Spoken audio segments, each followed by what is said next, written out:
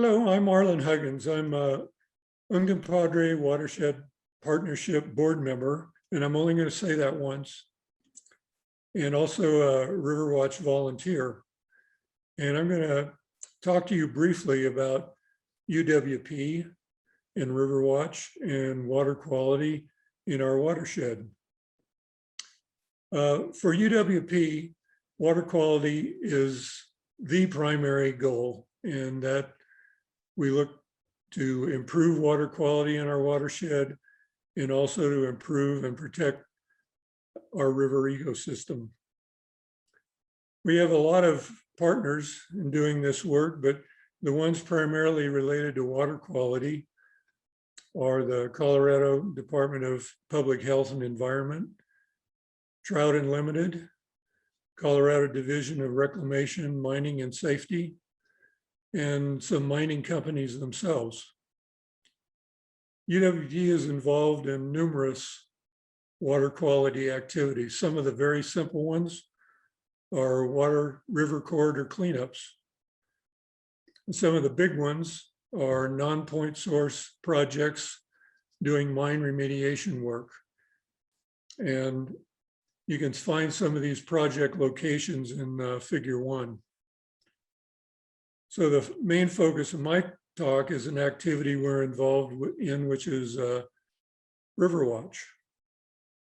But before saying too much about that, I'd just like to go over what determines water quality, primarily geology.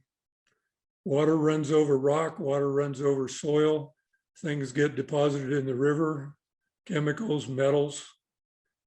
Land use determines water quality. How is the land being used? Agriculture, is the land irrigated? Is return flow from irrigation going into our streams and rivers? Mining, obviously, particularly in our watershed, determines water quality. Construction projects, human activity, runoff from roads, storm drains, sewers, industry. A lot of the harmful metals in the Uncompahgre come from both natural sources and mine drainage. A lot of what we see in the river is there naturally. Another thing that affects quality is quantity. So water conservation also becomes very important because the less water in a river, the higher concentrations of pollutants. So going from that to Riverwatch and how Riverwatch monitors water quality. Well, first, it's a statewide volunteer program. Dozens of organizations and hundreds of volunteers with the object of collecting a long-term database of water quality data. Program is operated within the Colorado Parks and Wildlife and managed by the nonprofit organization River Science.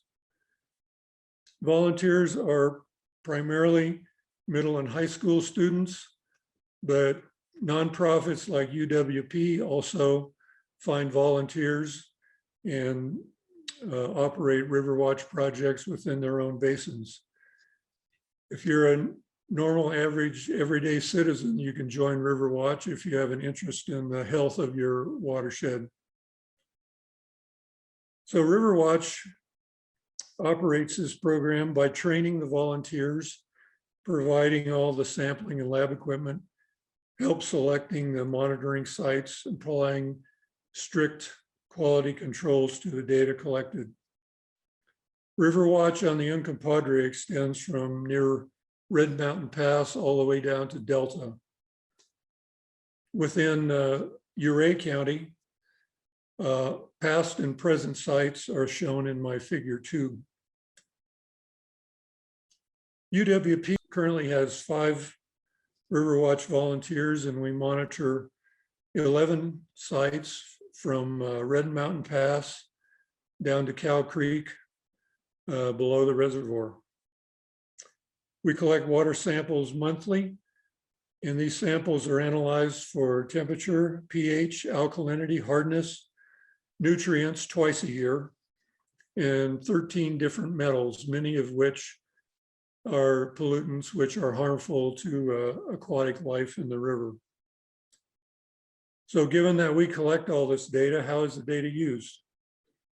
Well, internally, Parks and Wildlife is naturally interested, but because a lot of the parameters affect the health of fish and wildlife.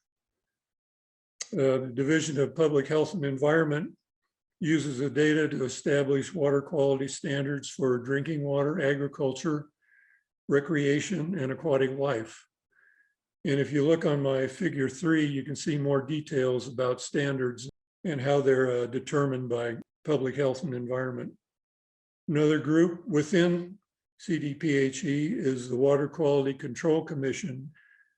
They use the data to establish a list of impaired streams. And there's a map in figure 4 which shows some of the impairments in the impaired streams for our basin. So impaired means that a particular standard is not attained in roughly 15% of the samples that are collected. And in the Uncompahgre Watershed, streams are impaired for metals like zinc, cadmium, copper, and for other parameters like pH. Iron and aluminum are also standards that are frequently exceeded within our basin. Now, I've used this data quite a bit just within UWP for my own interest and for UWP's interest. And I'll show you some examples of the data that are collected by Riverwatch that I've displayed in figures 5, 6, and 7.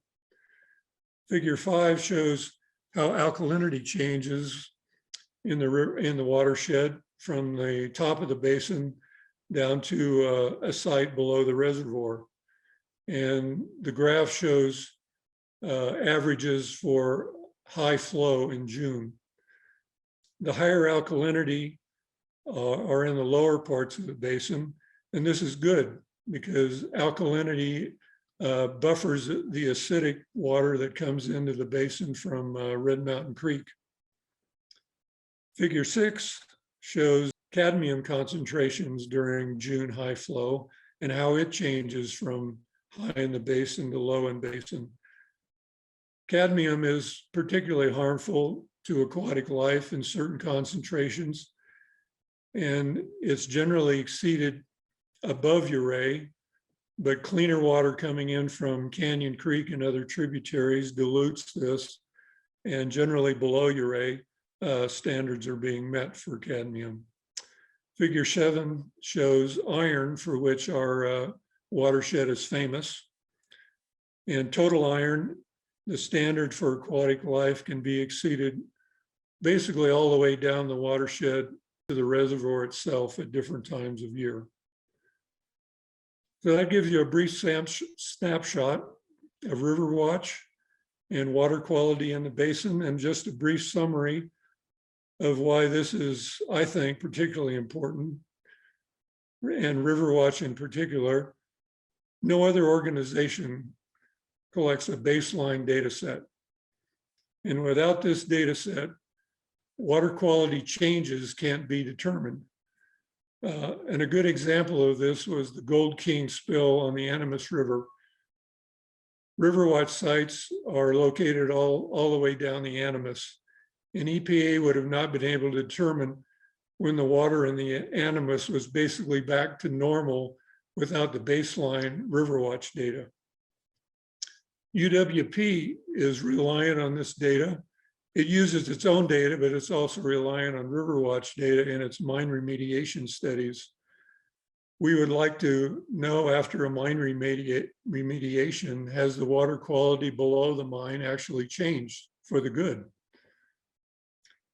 Other changes that rely on baseline data would be long-term effects produced by land use changes. Have you gone from pasture land to cultivated agriculture? Have you changed the land in some other way? What are the long-term effects of climate change? Particularly if water in the Uncompahgre is getting less and less over time? Is that changing the water quality over time? I hope this has been helpful in knowing a little bit more about water quality and river watch, and thank you for your attention.